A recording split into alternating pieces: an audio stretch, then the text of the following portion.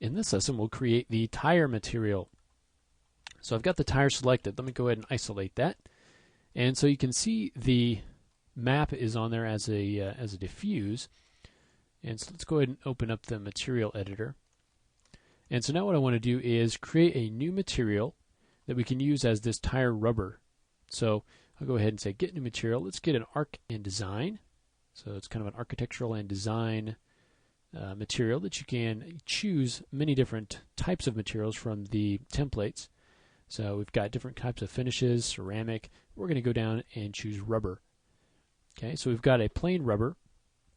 And you can see kind of a description here.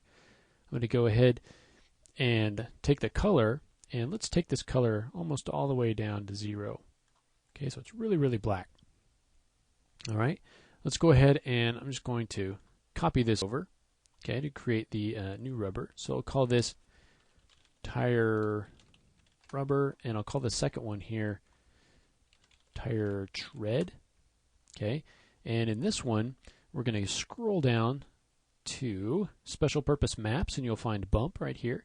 So let's go ahead, and I'm going to bring in here, just so you can see what it is here, the actual one of the actual shaders or materials that we have. If we go in here, you'll see. Let me see. It's actually this one down here, and we're going to go down to maps. And you'll see that this tire tread is in here, and this has all the settings that we were able to use. So I can copy that. You can also access it by going in into your maps and looking at maps that are available in your scene. Okay, I just want to show you where that material was. Now in this tire tread material, I'm going to go ahead and paste it, and let's go ahead and copy that into the bump map there. Now let's go ahead and drive that bump map up a little ways. So now we need to apply these materials. So let's go ahead and select our tire, and with the polygon selected, we want to assign this to these polygons. We want to actually select the inverse, and assign this material. Okay, and then we can select that the inverse there. Just make sure that that's on there. Okay, and now let's go ahead and do a quick render.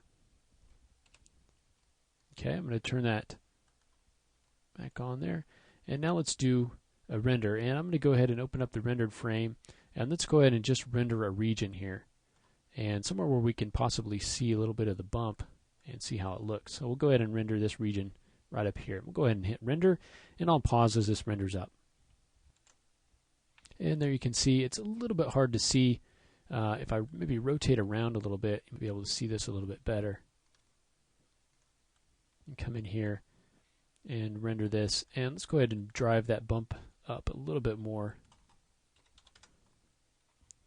to something like that.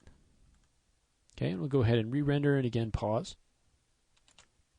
And there you can kind of see the bump coming in along the tread there, and then we've got the kind of the black rubber around it. Okay, so we're almost done. In the next lesson, what we're going to do is create just some examples of other types of materials that you might want to put on here. So we can create a chrome for the wheels and things like the logos. We can create kind of a black matte material for some of these places, some of these areas, as well as kind of a material for the windshield, things like that. So we'll create a few different examples coming in the next lesson and do that. So we'll see you then.